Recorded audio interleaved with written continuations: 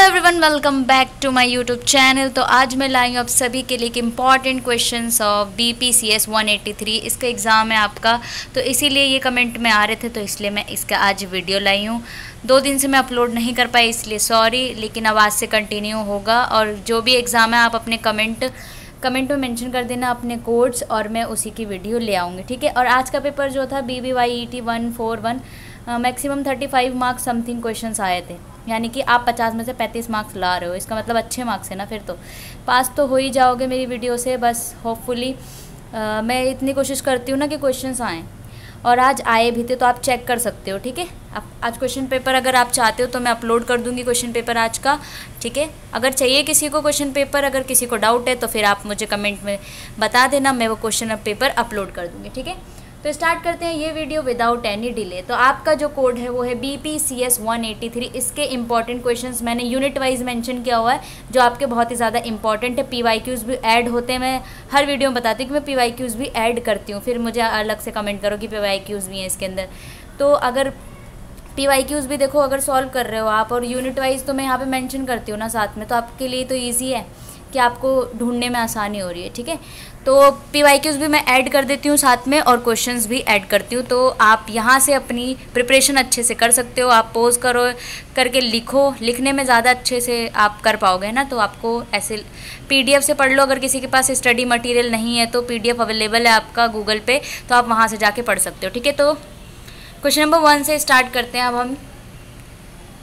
तो आपका question number 1 है, देखो राइटिंग इशू के लिए सॉरी, क्योंकि मैंने जल्दी जल्दी लिखा है, काफ़ी ढूंढने के बाद ही लिखती हूँ मैं, स्टडी मटेरियल से भी और PYQs को देख कर ही लिखती हूँ, ठीक है। उसके बाद स्टार्ट कर लेते हैं। तो चलिए, what are the interpersonal functions of emotions. आपको लिखना है इंटरपर्सनल फंक्शंस इमोशंस के, यूनिट 1 में है ये, ठीक है।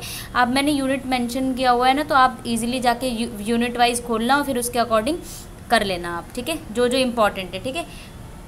उसके बाद स्टार्ट करते हैं, which component of emotion determine judgment, predictions and analysis of thoughts, ठीक है, यूनिट 1। उसके बाद है आपका क्वेश्चन नंबर 3। क्वेश्चन नंबर 3 है, what is cognitive appraisal, how is it useful, ठीक है। कॉग्निटिव अप्रेजल क्या और ये कैसे यूजफुल होता है, आपको यूनिट 1 में इसका आंसर मिलेगा, ठीक है। मैंने यूनिट वाइज लिखा है, ठीक है, तो आप ये भी देख लेना कि यूनिट वाइज में जो जो इंपॉर्टेंट है मैंने वो लिखा, ठीक है। और रिपीटेड क्वेश्चंस भी, जैसे कि कुछ कुछ टॉपिक्स ऐसे होते हैं जो रिपीट हो देते हैं, आपके शॉर्ट नोट में रिपीट होगा, या फिर थोड़ी सी लैंग्वेज चेंज आएगी, पर आपका कॉन्सेप्ट वही होगा, ठीक है। तो आप ये भी देख लेना, अच्छे से पढ़ लेना, ठीक है। बार बार भी आप पढ़ोगे ना तो ऐसा लगेगा बार बार, ये जो स्ट्रेस वाले होते हैं, ये इमोशन, ये ऐसे जो कोड्स हैं ना, उसमें ऐसे ही लगता है यार कि सबके आंसर सेम है सारे क्वेश्चन के, ठीक है।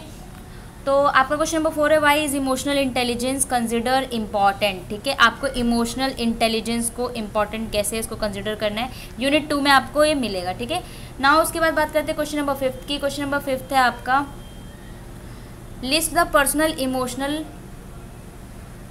इमोशनल कॉम्पिटेंसीज, ठीक है, यूनिट 3 में इसको आपको ये मिलेगा, ठीक है। इसका आंसर यूनिट 3 में आपको मिलेगा, ठीक है। राइटिंग के लिए थोड़ा इशू है, ठीक है, इसीलिए मैं डिक्टेट कर देती हूँ ताकि आपको समझ में आए।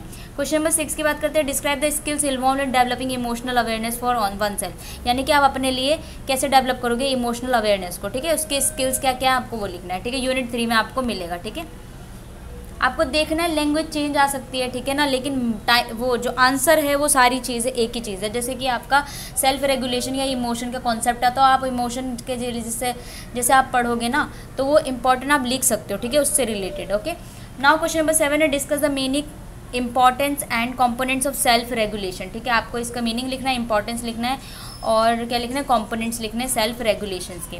उसके बाद बात करते हैं क्वेश्चन नंबर 8, आपको लिखना है, which I theory have been specially tailor to work place context. आपको लिखना है कि जो इमोशनल इंटेलिजेंस की थ्योरी है वो वर्क प्लेस पे कैसे स्पेशली टेलर्ड है, ठीक है, यानी कि इंपॉर्टेंट हो गया, यूनिट नंबर 4 में आपको मिलेगा।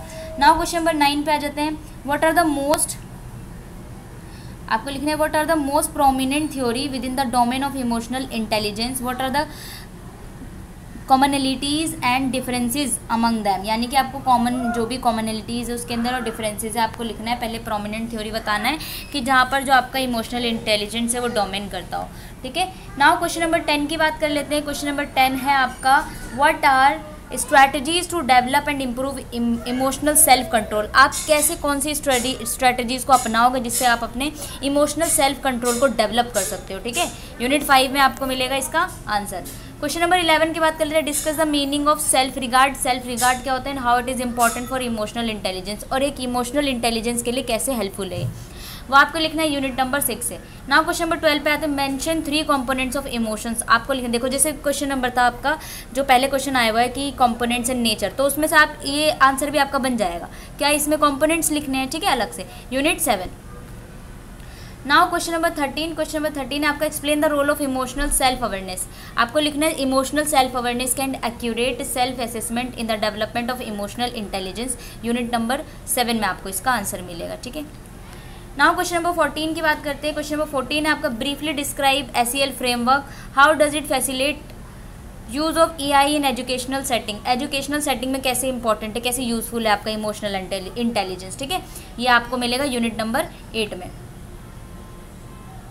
नाउ क्वेश्चन नंबर 15 की बात कर लेते हैं। Question number 15, how is emotional intelligence helpful in fostering better interpersonal relationship and for better productivity at work place. Work place पे कैसे होगा, और आपका क्या है एजुकेशन सिस्टम में कैसे इसकी हेल्पफुल हो सकती है इमोशनल इंटेलिजेंस, ये सारी चीज़ें आपके, ठीक है, यूनिट 8 में आपको मिलेगा। नाउ उसके बाद क्वेश्चन नंबर 16 की बात कर लेते हैं। क्वेश्चन नंबर 16 आपका describe various component in nature of emotions. देखो यहाँ पे भी कंपोनेंट्स आ गए और नेचर आ गए, आपका यूनिट 1 से ये मिलेगा, ठीक है। आपको वेरियस कंपोनेंट्स लिखने और नेचर लिखने, तो इस तरीके से आपके क्वेश्चंस जो है वो लैंग्वेज चेंज करके आ सकता है, ठीक है, बस मीनिंग उसका सेम होगा, ठीक है ना, तो आप लिख सकते हो इस तरीके से। नाउ क्वेश्चन नंबर 17 पे आ जाते हैं। Explain the ability of model of emotional intelligence.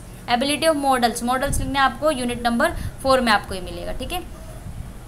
उसके बाद है आपका describe strategies related interpersonal aspect developing emotional intelligence. आपको इसके क्या लिखना है, इंटरपर्सनल एस्पेक्ट को कैसे डेवलप करोगे, कौन सी स्ट्रैटेजीज होंगी ना, उसके अकॉर्डिंग आपको ये लिखना है क्वेश्चन नंबर 18 का आंसर, ठीक है। नाउ ये मेंशन करना भूल गई मैं, ठीक है। Discuss the application of emotional intelligence education. देखो एजुकेशन सेटिंग में आप कैसे एप्लीकेशन यूज़ करोगे किसका, इमोशनल इंटेलिजेंस का, ठीक है, तो आप लिख लेना जो छूट गए हैं मेरे से। Now discuss the meaning and importance of self actualization. आपको मीनिंग लिखना है, इंपॉर्टेंस लिखना है किसका, सेल्फ एक्चुअलाइजेशन। यूनिट नंबर 6 में आपको ये मिलेगा। नाउ क्वेश्चन नंबर 21 की बात कर लेते हैं। Question number 20, what is jeans model of emotional intelligence. आपको जीन्स मॉडल लिखना है किसका, इमोशनल इंटेलिजेंस का। यूनिट नंबर 4 में इसका आंसर है। उसके बाद है आपका describe the Bar On model of emotional intelligence. ये भी आपको यूनिट नंबर 4 में मिलेगा, ठीक है। What is self control. आपको बताना है कि सेल्फ कंट्रोल क्या है और आप कैसे स्ट्रैटेजीज को कैसे आप अपने सेल्फ कंट्रोल को डेवलप करेंगे, ठीक है, ये आपको मिलेगा यूनिट नंबर 5 में, ठीक है। चल क्यों नहीं रही, अबे चल जा, पता नहीं क्या हो गया, चल नहीं रहा, ठीक है। नेक्स्ट पे चलते हैं। अब है आपका क्वेश्चन नंबर 24, ठीक है। Question number 24, what is assertiveness, ठीक है। आपको क्या लिखना है, असर्टिवनेस क्या होता है, assertiveness. Describe the strategy to develop assertiveness, ठीक है, यानी कि आप कैसे डेवलप करेंगे, ठीक है, स्ट्रैटेजी क्या है आप जिससे डेवलप कर सकते हो असर्टिवनेस, आपको मिलेगा यूनिट नंबर 5 में। नाउ क्वेश्चन नंबर 25 की बात करते हैं। Explain the role of emotional intelligence. Role लिखोगे आप सक्सेस में और हैप्पीनेस में, यानी कि अपनी सक्सेस में और अपनी हैप्पीनेस में आप कैसे रोल लिख कर सकते हो, इमोशनल इंटेलिजेंस आपके लिए कैसे हेल्पफुल रहेगा। उसके बाद आपको लिखना है कि इसकी strategy related to interpersonal aspect. अपनी इंटरपर्सनल एस्पेक्ट के लिए आप स्ट्रैटेजी लिखो कैसे इसको इम्प्रूव करना है, ठीक है, यूनिट 7 में आपको ये मिलेगा। फिर आपको शॉर्ट नोट्स लिखने, देखो यहाँ पे कई सारे हैं ना शॉर्ट नोट्स हैं, आपको ये लिखना है। क्वेश्चन नंबर 26 से आपका लास्ट क्वेश्चन है। Socio emotional learning framework. आपको सोशल और इमोशनली लर्निंग फ्रेमवर्क के बारे में लिखना है। उसके बाद बी पार्ट है आपका application of emotional intelligence at work place. देखो वर्क प्लेस पे फिर से आ गया, वर्क प्लेस पे कैसे हेल्पफुल है। उसके बाद आपका कंपोनेंट्स, देखो कंपोनेंट्स फिर से आ गया, कंपोनेंट्स ऑफ इमोशनल इंटेलिजेंस आपका यूनिट नंबर 1। उसके बाद है relationship between EQ and IQ, आपका यूनिट नंबर 2 पे ये मिलेगा। नाउ ई पार्ट है emotional awareness in one self and other. आपको इमोशनल अवेयरनेस के बारे में लिखना है अपने लिए भी और अदर्स के लिए भी। क्वेश्चन नंबर नेक्स्ट आपका F पार्ट है स्ट्रैटेजीज और डेवलप। आपको स्ट्रैटेजीज लिखनी है किससे, ताकि आप अपने असर्टिवनेस को जो है वो डेवलप कर सकते हो, ठीक है। उसके बाद है आपका G पार्ट। जी में आपका meaning and importance of self control. पहले मीनिंग लिखना है, फिर उसके बाद सेल्फ कंट्रोल के आपको क्या लिखना है, इंपॉर्टेंस और कैसे हेल्पफुल है इमोशनल इंटेलिजेंस में, आपको ये लिखना है, ठीक है। नाउ H पार्ट की बात करते हैं, self motivation as an emotional intelligence. Self motivation कैसे आप डेवलप करोगे इमोशनल इंटेलिजेंस के अंदर, ठीक है। नाउ क्वेश्चन है ये 26 और इसका आई पार्ट है मैस्लो हिरार्की ऑफ नीड्स। ठीक है, ये आपका लो है। ठीक है, आप देख लेना। जे है इसका trait model of emotional intelligence. आपको इसका ट्रेट मॉडल लिखना है इमोशनल इंटेलिजेंस का। ठीक है, तो ये थे आपके क्वेश्चंस, पूरे टोटल हैं 26 क्वेश्चंस। बहुत ही ज़्यादा इंपॉर्टेंट है और ये बहुत हेल्पफुल है। इसके अलावा कुछ नहीं पढ़ना। ठीक है, किसी को कुछ नहीं पढ़ना। परसों आपका एग्ज़ाम है, शायद 21 को इसका एग्ज़ाम है। हाँ, 21 को इसका एग्ज़ाम है। तो आप बस ये कर लेना।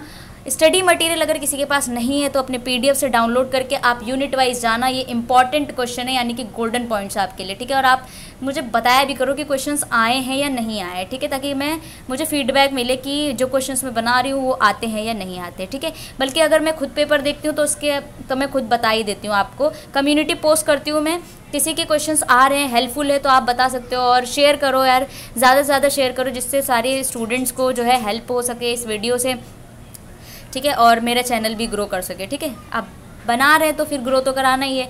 और सब्सक्राइब करना ना भूलें बिल्कुल भी, शेयर करना तो बिल्कुल ही ना भूलें। ठीक है, और जल्दी सब्सक्राइबर इंक्रीज़ करवा दो मेरे। ठीक है, तो आज के लिए करते हैं इतना ही। नेक्स्ट कोड जो भी है आपका, आप मुझे कमेंट में बता सकते हो, मैं वो सारी वीडियो अपलोड कर दूँगी। ठीक है, तो मिलते हैं नेक्स्ट वीडियो में। आज के लिए इतना ही। Thank you so much. Please stay tuned with this channel, like share and subscribe. Bye bye.